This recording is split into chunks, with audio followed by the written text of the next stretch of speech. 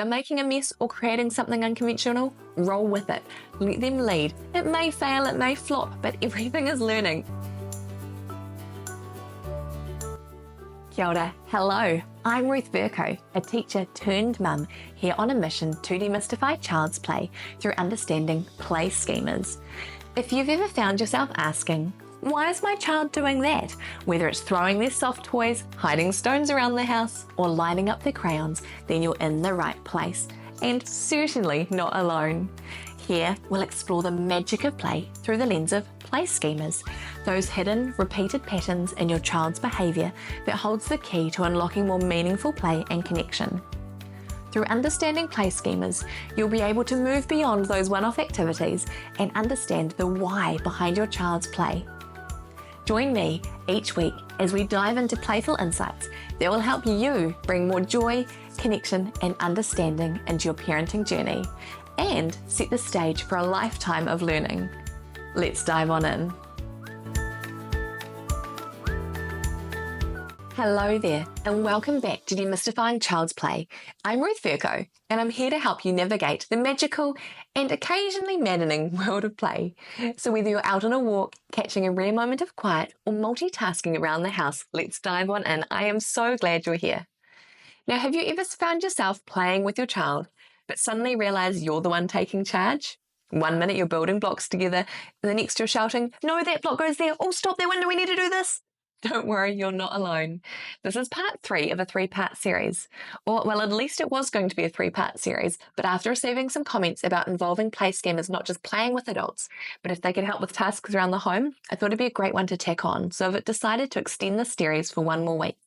So this week, we're looking at how adults can join in the fun without taking over, and next week we'll look at helping around the house and how incorporating play schemas can help, because I believe our children are never too young to help alongside us and work together as a family. So stay tuned next week for that one. Our previous 2 were independent play and playing with siblings or friends, so make sure you check out those past episodes too. Today, we're talking about how to join your child's play in a way that supports their creativity and learning without turning it into a parent-led production. We'll dive into why letting your child lead is so important and how to participate without taking over, as well as some practical strategies you can apply. So, why do we as adults struggle with play? There are some common challenges, so if you're thinking about these, don't worry, you're not alone, it's very normal. One of the main ones is our default is to go into teaching mode. We feel the need to direct their play. It can feel really awkward letting our kids lead. Our whole lives as adults have been taught to, remain composure and do the adult thing. Suddenly we might be being a bit silly and we're unsure what to do. There's a natural urge to fix things when play feels messy or chaotic. And we just know more. We know how things are meant to go together. We've been on this earth a few more summers than our little one, so it's super easy to jump in and try and correct them without giving the chance to learn on their own. But this is why it's so important to let the kids lead. It supports their development. Children learn way more when they have control over their play. It's how they process the world. It helps them build connections. When you follow their lead, you're showing them that you value their ideas and creativity. And let's face it, your child's idea of play may not win awards for the best teamwork, but when you let them guide the game, you're giving them the chance to shine. So often in their life, our kids need to follow our routines, our schedules, what we want them to do. If we give them 5, 10, 15 minutes of play where they get to be the leader, it's really empowering and it's a really awesome way to build the relationship with them. Now, if we're going to get into play schemas, understanding your child's play schema and playing with them really helps as well. So what are play schemas? Play schemas are patterns of behaviour children naturally use to understand and explore their world, and it's universal across cultures. Understanding your child's schema can help you know what kind of play will resonate with them. So for an example, could be the orientation schema. If your child is constantly looking at the world from different perspectives, maybe tilting their head or looking at things upside down or even throwing themselves backwards. Maybe the transformation schema, where kids are fascinated with changing things, whether by mixing, tearing, or combining. Or the connection schema, linking things together like train tracks or chains. If you'd like the list of the full 10 top schemas, head over to playschemas.com. That is play, schemas.com /free, where you'll find the top 10 guide as well as some other freebies there too. When you know your child's schema, you can tailor your play to their interests. This keeps them engaged and makes your time together way more meaningful. Okay, Let's have a look at some steps about how you can play along without taking over. If you've listened before, you'll know what step 1 is. It is observe. Before diving in, take a moment to watch what they are doing. What's their focus? What story are they creating? See what they are doing so you can get alongside. Number 2, follow their lead and ask open-ended questions like, what's happening here? How can I help? Avoid steering the activity. If your child's building a tower, resist the urge to redesign it. Let their imagination take the lead. Ask them how you can be a part of the game. Number 3 is embrace imperfection. I'm going to say that again. Embrace imperfection. Play isn't about perfect results. Remember about the play schemas? It's the blueprint for the world. They're learning and discovering. They're making a mess or creating something unconventional. Roll with it. Let them lead. It may fail, it may flop, but everything is learning. And if they're doing it with you and having fun, it is play. And also know when to step back. Sometimes your role is simply to cheer them on or observe. Not every moment requires your involvement, and that's okay. So it could be you're playing alongside them or you're just in the same room. So, how are some strategies to set up and support these connections? So, number 1, having a place that you can create open-ended play setups to match their schema. So, we've talked about this before, having a space in your lounge, in their bedroom, outside, where they're able to explore and play. So, for example, if they love rotation, leave out objects like spinners or rolling pins. Maybe let them raid the drawers in the kitchen to see what they're going to come up with. Okay, number 2, be a play partner, not the boss. Join in on their level, but let them set the rules. If they say the blue car flies, then the blue car flies. If they say a dinosaur is scared of a cat, a dinosaur is scared of a cat. Let their imagination run wild and have fun with it. Another tip is to reflect their ideas back to them. Repeat or narrate what they're doing without adding your own spin. It shows them you're engaged without taking over.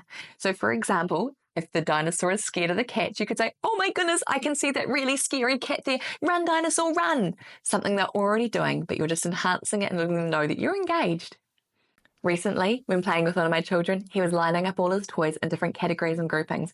For me, it wasn't the categories and groupings that I would have chosen, but I knew that I had to just step back and listen to him. And it was really interesting when I let him choose and say what the reasons were for his groupings. He had reasons, just weren't the same as mine. Now, I had a listener story who came through from someone, and they said, my son loves transporting toys in a wheelbarrow, but I'm running out of space for his deliveries. Do we have any ideas? So for this, you're already transporting outside, which is great. So hopefully you've got a great space to transport. What you could try and do is provide other things to transport in. It could be an old handbag. It could be a bucket. It could be a shell. If you try different size things, it might take them longer to transport things or shorter to transport things. And you can even add in obstacle courses. So they're transporting, but it takes them a little bit longer to get where they need to go. Okay, so some common pitfalls to avoid is overcorrecting.